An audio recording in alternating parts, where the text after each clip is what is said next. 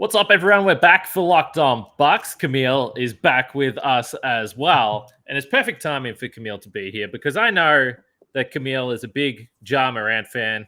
I'm a big Ja Morant fan. We get to watch Giannis every single day. So I thought, let's talk about, in my opinion, maybe the two most exciting players in the league. Maybe Camille has someone else that she wants to throw in the mix there. But let's show some love to Giannis and Ja. And then, of course, we're going to look ahead to this game with Miami. It could be a potential playoff matchup come early here. They've played each other a few times this year, so there's lots to talk about with the Miami Heat. So let's get started.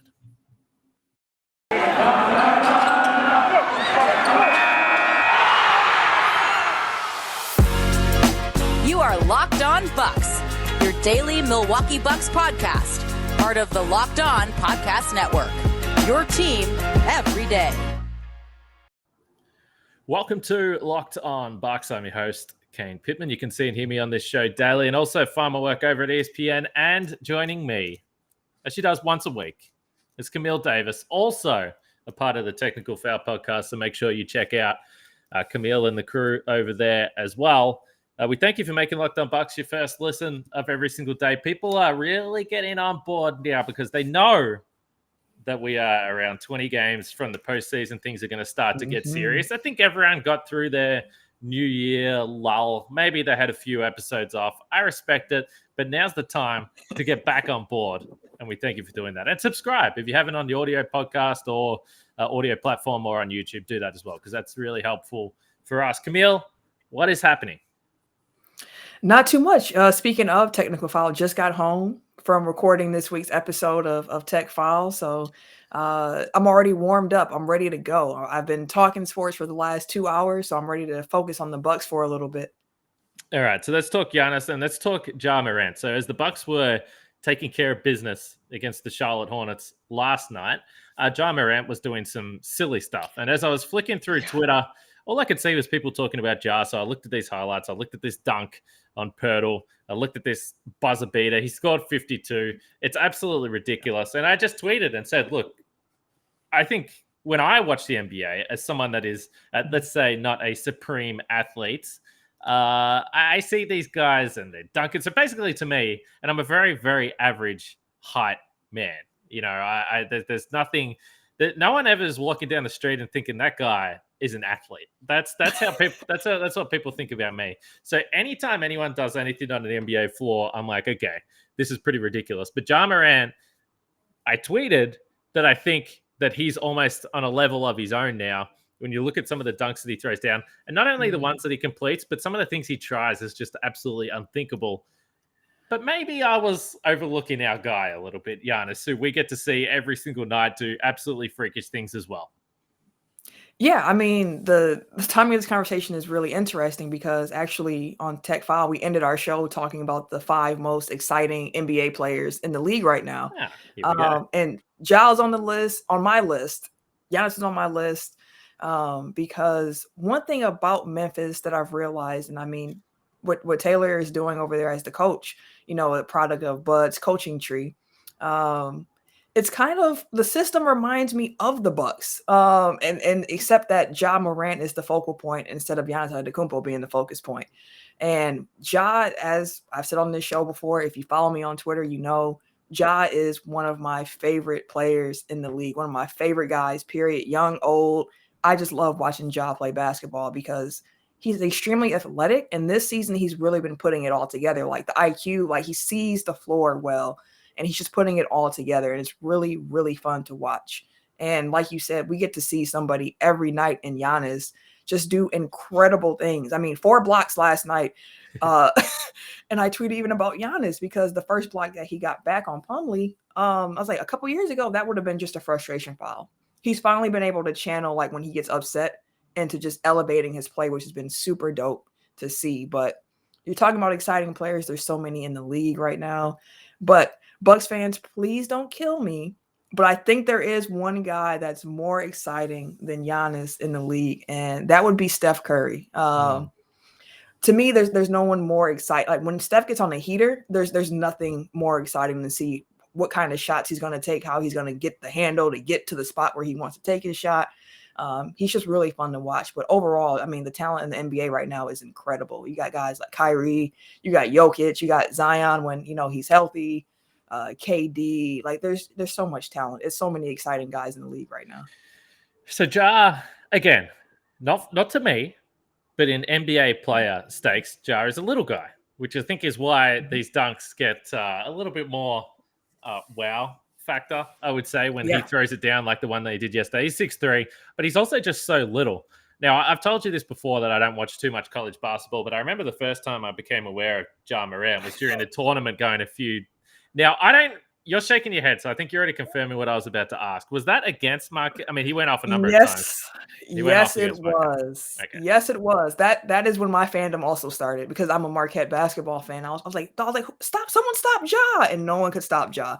He did whatever he wanted, and I just said, you know what? Color me if I'm a fan. I'm a fan. I hope this kid does well in the league, and he has definitely been doing that. Okay, and you did jump on the podcast a few weeks ago, and you had your hair up. And my pineapple. And I said, you're looking like Ja Morant here. Now, of course, it looks better on you than it does Ja. No offense to Ja. But look, everything's cool about Ja. I'm definitely a little bit concerned about him sometimes, the way he plays, because he is only, I don't know what he is in pounds, but 79 kilos, I believe, for those that understand what I'm talking about there. So anyway, he's a little fella. I'm heavier than Ja Morant. I can confirm that. So that's telling you something. He's a little bit taller than me. But on Giannis, again, it's not a knock on him because we get to watch what he does every single night, and the way that he moves his body is clearly absolutely freakish as well. And we think that Giannis should be in the MVP conversation, and I think that he should be. I think that he will be hurt a little bit by the fact that obviously he's won it twice already. And when you're trying to win it for a third time, if you're not really dominant in that number one seed position, then it can be difficult to overcome the voting fatigue or those types of things. But I did tweet that I thought DeMar DeRozan, the way that he just keeps winning games, he has to now be in the conversation, which is just unthinkable. It's not something you could even have imagined at the start of the season. But Ja is averaging 27 points, 6 rebounds, and 6.5 assists, 50% from the field. And Memphis, you talk about teams that go under the radar. Like, I think everyone understands that Memphis are really good, and they understand that Ja's having this incredible season. But they're 43-20. They're probably, depending on what happens with Golden State and Draymond Green, they're probably going to be a top 2 seed in the West. So I think if he keeps doing this, you're going to see that Morant is going to be really in that conversation as well. But honestly, there's about 6 guys now. It might be the busiest MVP race we've seen, which I think is another reason why it's just going to be more challenging for Giannis to get it, even if we think that he should. And there was a number of people that tweeted at me yesterday when I mentioned DeMar DeRozan. They're like, did you see Giannis's numbers for February? And it was something like 32 points, 12 rebounds, 6 assists, 40% from three or some crazy bullshit like that. And I'm like, okay, that's a good point. This is the perfect example of why sometimes we need to go back and actually have a look at what Giannis is doing, even though we see it on a nightly basis. And again, I think the Bucks' struggles have probably hurt him a little bit, but just ridiculous stuff from Giannis as well. Absolutely. Absolutely. And when you were bringing up Ja and talking about how he's probably going to be entering into the MVP conversation, like, I was thinking of Ja just as most improved player, like just seeing the jump that he made from season 2 to season 3, but he's definitely in that MVP conversation now. And as you mentioned, it's kind of a crowded field. And I honestly feel like Giannis isn't even really getting his fair, like, consideration, I guess you would say. I don't know if it's because of the last 2 years, like coming into the season, I really thought this was going to be Giannis's third MVP year. I was like, the narrative is over now. You can't say he can't win in the playoffs because that's what they were saying before about why they weren't considering him for MVP. But that monkey is off of his back now. So, hey, it's time for another MVP award. And then the season starts and you just see just amazing play from Jokic, from Embiid, from DeRozan, from Ja, from Giannis. And it's crowded. It's a crowded field. But I think that if you're looking at the numbers and also the impact, like Giannis, you have to be talking about Giannis in the MVP conversation. I don't think he'll win it anymore. I did at the beginning of the season. I don't think it's going to him, but anything's possible. I mean, he could have a complete heater to end the season, especially given the fact that the Bucks have the strongest strength of schedule left to finish out the season, such a difficult schedule. If Giannis performs at a high level, honestly the level he's been performing at, those conversations around his name and MVP talk might get louder as well. Yeah, that's a great point. If the Bucks go on a run here because of the teams they're playing, I think that he will get that consideration, especially if the Bucks do end up. I don't think it's likely, but if they do end up finishing a top 2 seed, then I think that most people.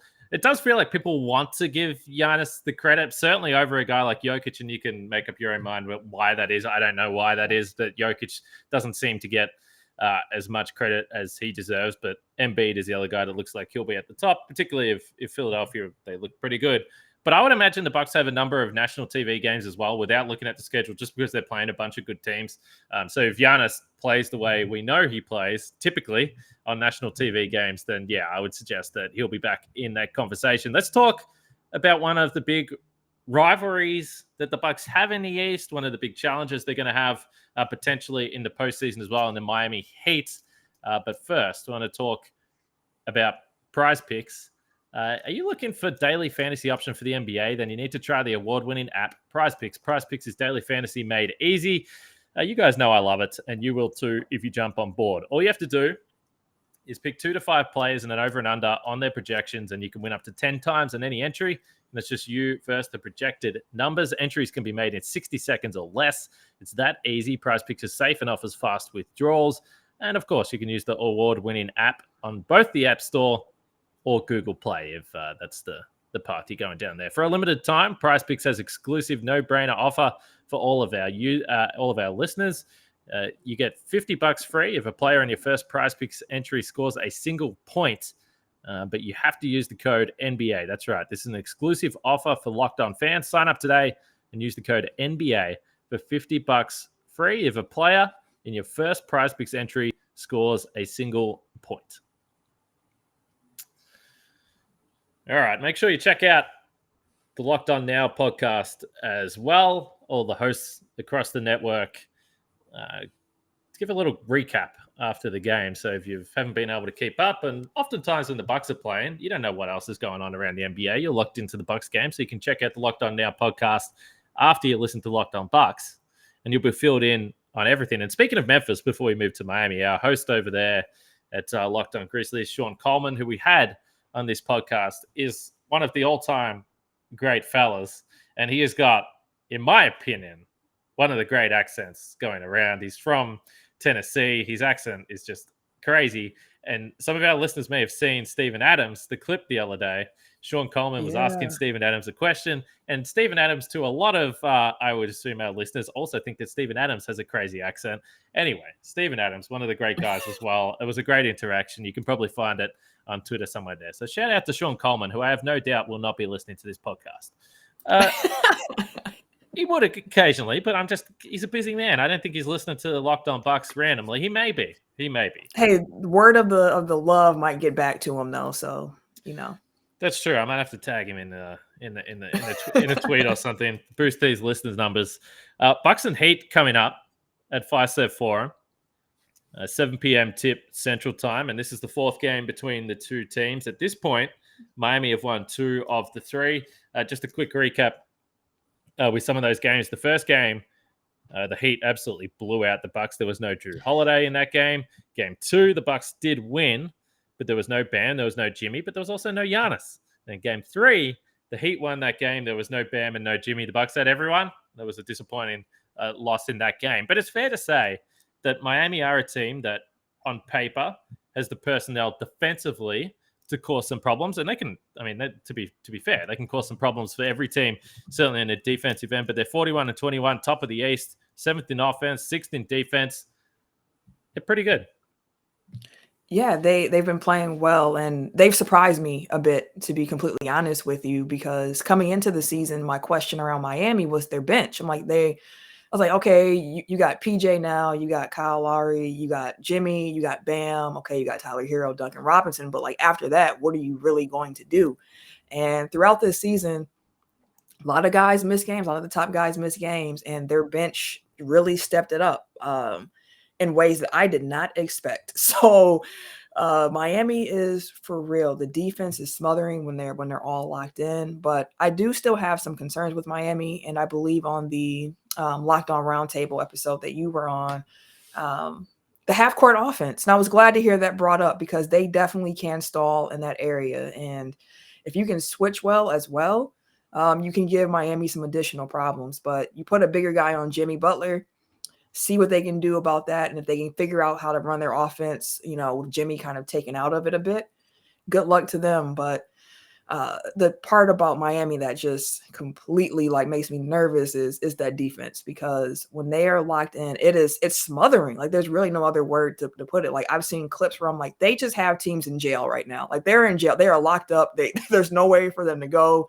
It's tough sledding, but I would think that the Bucks are going to be up for this game, not only because, we're getting to the last 20 games of the season, on the road to the playoffs. They're really trying to sharpen things up at the moment. So I know they're looking forward to this game. In addition to that, there's some beef between Milwaukee and Miami. So that's not forgotten at all. And I'm really excited to see this game and how this plays out, because I'm expecting a heavyweight fight really to come out of this game.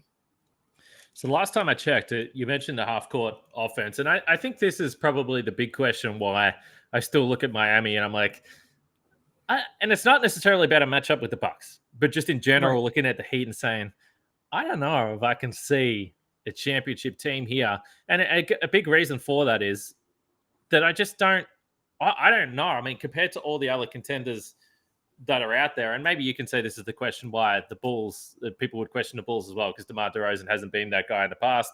Jimmy Butler, I just think it's such a weird thing to think about, that Jimmy Butler could be a guy at this age to carry a team. And people will say, well, they reached the finals in the bubble. Of course, there's been some weird stuff that has followed on since the bubble that makes you believe that it was a different situation. But the half-court offense, last time I checked on cleaning the glass, was around 13th or 14th. So while they're 7th overall, in the half-court, they can slow down. And I think a big problem of that is because of those guys, because Jimmy, for instance, has gone through shooting struggles at times.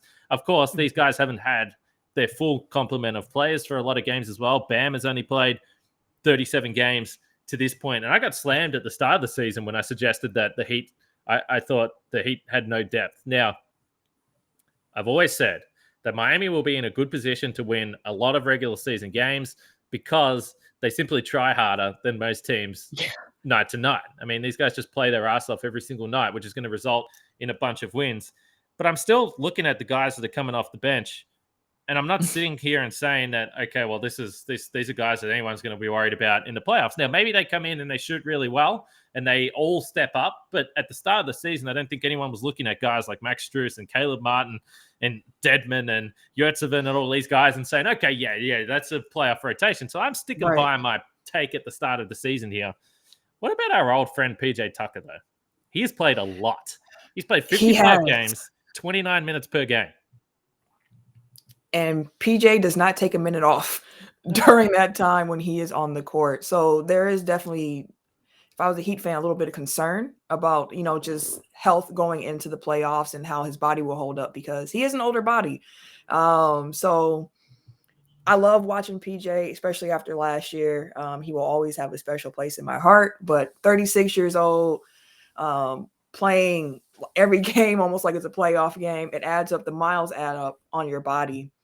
So I can definitely see a reason for concern there. But you mentioned their bench, and we just saw, reports are coming out that Victor Oladipo is on his way back, and he looks incredible and unbelievable. And you just wait until you see him get back on the court. And I'm not here to say if that's true or false. I have no idea. I don't work for the Heat. I don't have any insight to the Heat, but they are going to need somebody like a Victor Oladipo to be somebody to have a real run in the playoffs, in my opinion, because like you mentioned, the guys on the bench have been great during the regular season to keep them afloat. I didn't expect their depth to even be able to do that, and they surprised me in that way. But in the playoffs, I am not sure how much fear I'm going to have from Gabe Vincent or Caleb Martin or anything like that. But if a Victor Oladipo can show up, and again, he's coming off of injury, it's always hard to tell. I mean, we can look at Clay, who had his 2-year layoff, and he's still trying to figure out exactly his flow back in the game. So I'd be hesitant to expect a lot out of it coming back, but he's somebody who I think could be a crucial piece for them going forward, because it's a big what if, because he could be what they need off the bench in the playoffs to give them some extra scoring. But again, he's been hurt. little bit of a layoff. I can't be scared of it yet, despite what the reports are saying about how he's looking out of Miami right now. And a very, very likable player, in my opinion, Victor Oladipo. Yeah. So I'd be more than happy to see him have a good run of health, because let's be fair, he probably deserves it at this point. And Morris, has Jokic ended his career, or what is happening with at least with the Morris? season? Because this has turned into quite a weird injury that he's got, that could potentially a serious one there. Just a real PJ stat here. So I've seen a lot of people, and I haven't watched, I'm not going to act like I've watched every Miami game, but I see some people that bring up the stat with PJ Tucker. Well, he's up near the top of the league in three-point shooting, and he is. He's at 45% from three this season. I wouldn't say that he was at his best shooting the three ball when he's was with the Bucks last year. Of course, that's not where his value is. When you get offense from PJ Tucker, it's a bonus. You'll take it every single time. But he's shooting the ball really well, 45% from three. He is only taking 3 threes a game, though, so it's pretty low volume. And I looked this up because we know PJ Tucker. He lives in the corners. He'll knock down those corner threes. 159 of his 164 three-point attempts this season have been classified as open or wide open, according to NBA. And this is what we know about PJ. They'll leave him in the corner, but you don't want to do that because he will knock down that three. So he's obviously been doing that at a really high clip for this Miami team as well. And like you said, we love PJ. I'm sure that he's going to be overly aggressive in this game, and there will be some Bucks fans out there that will be frustrated by the treatment. But PJ is a Milwaukee legend forever, and we understand that. And I'll tell you what else is a Milwaukee legend. That's Built Bar. We're about to come into March. So at this point, if your New Year's resolutions are starting to get a little bit shaky, I totally understand it. But if it's anything to do with dietary requirements, then I suggest you make the move to Built Bar, because you'll just have no problems. You'll keep cruising through. We speak about it all the time, but the great flavors with Built Bar include mint brownie, coconut almond. And for this month, you can also find the white chocolate cookies and cream, which sounds pretty delicious, but there's new flavors coming out all the time. So you can check them out at built.com. Just go to built.com and you can scroll down and find all the dietary info when it comes to Built Bar as well. But most Built Bars contain around 130 calories, 4 grams of sugar, 4 net carbs, and 17 grams of protein. Significantly better for you than most other candy bars. All you have to do is go to built.com, use the promo code LOCKED15 and get 15% off your order. Use promo code LOCKED15 for 15% off at built.com. When we talk about Miami, though, Camille, we should discuss the fact that this is, I will say, without having the numbers for every team up in front of me right now, this is the team that Giannis struggles against more than any team in the league. There's no question about that. And now they're probably built better than ever to slow him down. Now, Giannis has played 2 games against Miami this season. In both games, he had 15 points. In one game, he was 4 for 11 from the field. In another game, he was 4 for 13 from the field. So let's be honest, it hasn't been great times. It hasn't been happy days for the Bucks, and they lost both of those games. They won the game that Giannis didn't play. And look, this Miami team, they were only giving up 40.4 points in the paint, which is number 1 in the league. And just for reference, the Bucks in 2019-20, when they were an absolute powerhouse, were giving up 38.7. So it's around the mark there. This is what this Miami team does. And we've seen that the Bucks have had success against the Heat. They look, we know that they swept Miami. There's no doubt about that. But the first game was a grinded out game. That's kind of what you would expect from Miami in the postseason. I think they're going to suffocate a bunch of teams. And then we saw that they obviously won that game. And then in game 4, which I caught some clips of just recently, and I'd forgot that they were down for a significant portion of this game until Bryn Forbes went absolutely ballistic from the outside. Yeah. So I do think more than just about any other team in the league, if you don't hit threes against them, you can find yourself in some serious trouble because they will just shut down the paint. And they've got more than enough personnel to do so. And this is the big challenge for Giannis, to find a way to be an efficient scorer. He can be a facilitator, but finding a way to be an efficient scorer against this Miami defense has been problematic. It's a great point. And that's exactly the way Miami likes it, because you take away the best player on the Bucks and you make everyone else beat you that way. And as we've seen in some of the games where Miami wins, the shots aren't falling and it gets really ugly really quick. I mean, the very first game we had against them this season, it was almost unwatchable at points where it was just like, this is really bad. It's like the worst case scenario happening for us. First game without Brook as well, adjusting to that.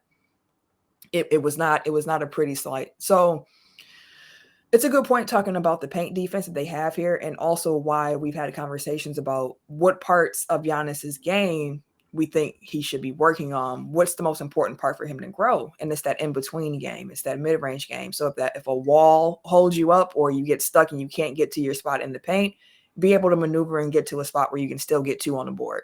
And we've seen Giannis working on his turnaround, his post move. So I'm hopeful that situation we'll be able to see that. But then again, if he gets into those actions, he has to be very quick and deliberate about his actions, whether he's going to be shooting or passing it, because Miami has no problem bringing the help on him as well. So it's one of those games where Giannis has to outthink Miami, and everything's happening so quickly that he just has to put himself and the team in the best situation as possible. And I would think that Miami would prefer for him to just facilitate the entire game. So at some point, he's going to have to also find a way to be aggressive enough to get his own shot, because we need the 30, what was it in February, 32 points that he was averaging. Like, we're going to need Giannis to show up and lead this team. And as we've seen since All-Star break, the team feeds off of his energy. Like, he brings the energy. I mean, as a leader, as a player, he gets guys up. So if Miami takes him out of the game, it's very unlikely, in my opinion, that the Bucks will win if Giannis doesn't have himself a respectable game. Well, you talk about the energy. If we go back to this game against Charlotte yesterday, he had, I think, perhaps the most disrespectful block you can make is when you block it back onto the guy's head, which he did, to Miles Bridges in this game yesterday. It was unfortunate. Bridges was on the end of a couple of blocks, but I love that. When you block the shot onto the guy's head, it's got to be a low point, low point there for Miles Bridges. But you're right. I think on the other side of the ball, we spoke about their offense a little bit. I'm curious just to see Bam Adebayo, because if you remember back to the postseason last year, and then go back the year before in the bubble, he looked like a guy in the bubble that was ready to go to the next level offensively, particularly with the jump shot. Because, look, he's athletic. We understand. One of the most versatile defenders in the league. Mm-hmm. But then we got to last year's postseason, and he was refusing to shoot that open mid-range jump shot, which I was always under the impression he had decent touch. I'm not saying he's a knockdown shooter, but decent touch on. We'd seen him before knock down that shot and take advantage of the Bucks, and he refused to do that in the playoff series last year. So I've been hearing that he's looking great. As we said, he's missed a bunch of games. I'm curious to see if he takes that shot, because it's probably going to be there. Yeah, we'll see. And it was so interesting, like you mentioned, during the playoff series, because it was like the Bucks were like, go ahead and shoot. And Bam just kept saying pretty much like, no, thank you. Like, I'll shoot it when I want to shoot it and not when you tell me to shoot it. So we'll see. I haven't seen too many Miami games in full, mostly just clips. And normally the clips I'm seeing of Miami are defensive clips, just showing what they can do on possession, shutting teams down. So I just pulled up Bam's numbers really quick, and he's averaging a career high in points, which is a little bit more than he averaged last year. Last year, he averaged 18.7.